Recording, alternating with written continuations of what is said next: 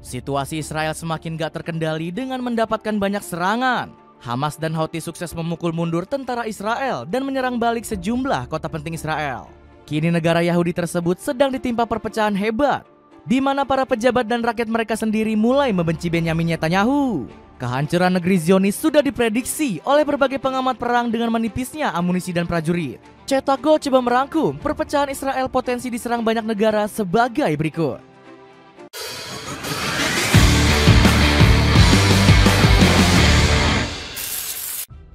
Israel dilanda banyak kekacauan. Israel lagi-lagi menyerang warga Palestina tanpa ampun sedikit pun. Rezim Benyamin Netanyahu tak pandang bulu merusak berbagai bangunan penting di jalur Gaza. Israel bahkan berani menyerang rumah sakit karena diduga menjadi markas Hamas. Alhasil serangan ini membuat 23 nyawa tak bersalah meregang nyawa akibat keganasan negeri Zionis. Tedros Adhanom Ghebreyesus langsung mengecam serangan brutal Israel. Ketua WHO ini meminta negeri susu untuk segera menghentikan penyerangan ke rumah sakit. Serangan terhadap rumah sakit dapat menghentikan pasien mencari perawatan kesehatan karena takut akan keselamatan mereka dan dapat menyebabkan fasilitas kesehatan tidak dapat berfungsi. Penyerangan ke sejumlah tempat vital justru menjadi senjata makan tuan. Pejuang Palestina yakni Hamas bersama Yaman langsung melakukan serangan balasan ke Israel. Buktinya Houthi semakin meningkatkan intensitas serangannya. Pejuang dari Yaman ini bahkan mengerahkan rudal jelajah dan drone yang terus membanjiri langit Tel Aviv. Houthi nggak segan-segan berani menyerang fasilitas nuklir Israel di kawasan Jericho. Gak heran serangan ini membuat rakyat Israel panik dan meminta pertolongan. Militer Israel juga terus-menerus mendapatkan serangan Hamas di jalur Gaza. Para pejuang ini bertarung tanpa lelah sampai membuat tentara Zionis kehabisan akal. Gak heran mereka merasa kerepotan karena mental dan fisiknya terkuras. Kami terus kehilangan pasukan, sedangkan Hamas tetap berkuasa di Gaza, kata El Zamir selaku pimpinan militer Israel. Dimusuhi rakyat dan pejabat sendiri. Serangan Hamas dan Houthi berhasil menimbulkan gejolak panas bagi Israel. Pasalnya negeri susu semakin terpojok karena dimusuhi rakyatnya sendiri. Mereka menentang sikap Benyamin Netanyahu yang terus menggempur Palestina. Alhasil penduduk negara mayoritas Yahudi ini hilang kendali sampai memusuhi sang Perdana Menteri. Buktinya ribuan warga Israel kompak melakukan demo di depan rumah Netanyahu. Mereka terus menekan pria 75 tahun tersebut untuk berhenti menyerang jalur Gaza. Hal ini semakin diperparah dengan tuntutan kaum terpelajar Israel. Kabarnya 6.500 guru serta akademisi telah menandatangani petisi. Pertentangan serupa juga ditunjukkan oleh pejabat negeri Zionis. Sebanyak 250 mantan intelijen Mossad menuntut Netanyahu agar mengibarkan bendera putih dan mengakhiri serangan ke Palestina. Kelanjutan perang tidak akan memajukan tujuan perang yang telah dideklarasikan dan akan mengakibatkan kematian para sandera, tentara IDF, dan warga sipil yang tidak bersalah. Bunyi petisi Mossad. Sebelumnya Netanyahu juga sempat diperingatkan mantan panglima militer yakni Dan Halutz. Dirinya bahkan menjuluki sang Perdana Menteri sebagai musuh dalam selimut bagi Israel. Musuh yang menimbulkan ancaman langsung terhadap keamanan Israel dan namanya adalah Benyamin Netanyahu. Dia seharusnya ditundukkan atau dipenjara. Amunisi perang yang semakin menipis. Huru-hara yang menyambar Israel kian diperparah lantaran menipisnya pasokan militer. IDF kabarnya tengah berkelit dengan amunisi persenjataan yang mulai menipis. Di antaranya termasuk peluru artileri, bom, tank, hingga kendaraan lapis baja. Hal ini dikarenakan penggunaan yang terlalu masif sejak pertama kali menyergap jalur Gaza. Penderitaan tentara Israel yang menjajah negeri para nabi semakin diperparah dengan krisis kebutuhan pokok. Pasalnya mereka kesulitan mencari bahan dasar termasuk air bersih. Selain itu, militer negeri susu juga tengah dilanda krisis personel.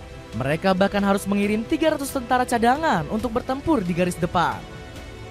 Bukannya prihatin, Benyamin Netanyahu justru bikin keputusan konyol.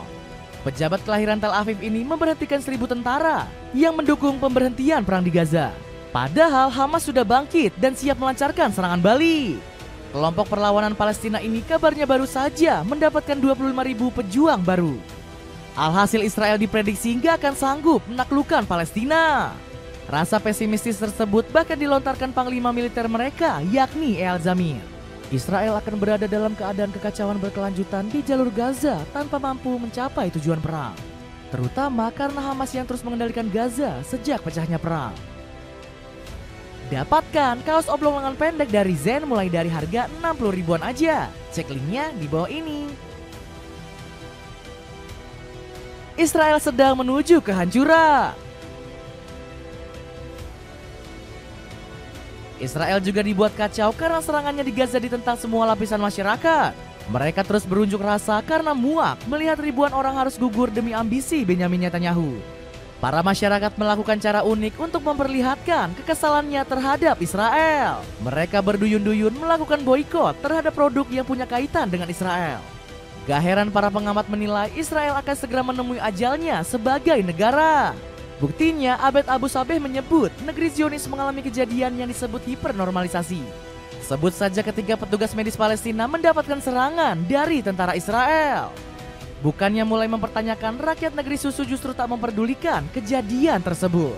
Belum lagi tindak tanduk Benyamin Netanyahu sudah mirip dengan Uni Soviet di era Joseph Stalin. Pasalnya Netanyahu terus membungkam kritikan atas ambisinya menguasai Palestina. Padahal Israel tengah dilanda krisis luar biasa di berbagai sektor.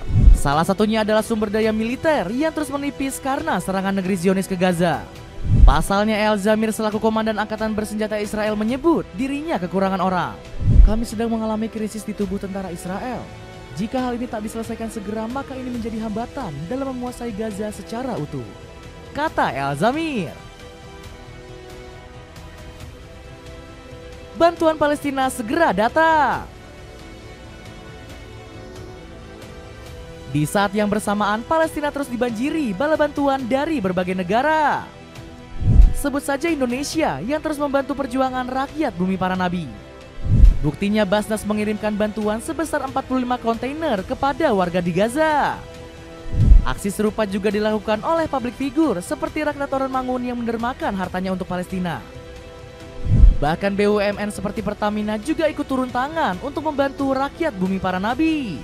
Inisiatif lainnya juga dilakukan pemerintah untuk warga Palestina yang terluka. Pasalnya Prabowo berencana merawat 1.000 rakyat Palestina ke tanah air. Gak heran berbagai bantuan yang diberikan Indonesia ini mendapatkan pujian dari negara asing seperti Iran. Saya mengapresiasi berbagai kelompok masyarakat Indonesia yang selama ini mendukung masyarakat Palestina, ungkap Muhammad Borojerdi selaku Dubes Iran untuk Indonesia. Aksi dermawan yang dilakukan Indonesia ini juga membuat hati Uni Eropa terketuk.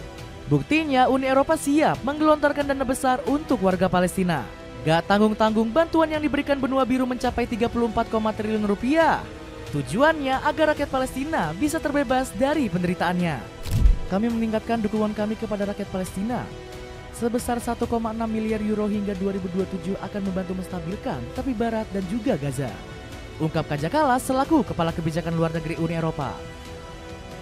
Dapatkan sneakers keren dari Leado dengan desain yang gak ketinggalan zaman cuma 100 ribuan. Cek linknya di bawah ini ya. Itulah ulasan perpecahan Israel karena berpotensi diserang banyak negara. Bagaimana pendapatmu? Akankah Benyamin Netanyahu menghentikan aksi kejinya di Palestina? Coba tulis pendapatmu di kolom komentar di bawah ini.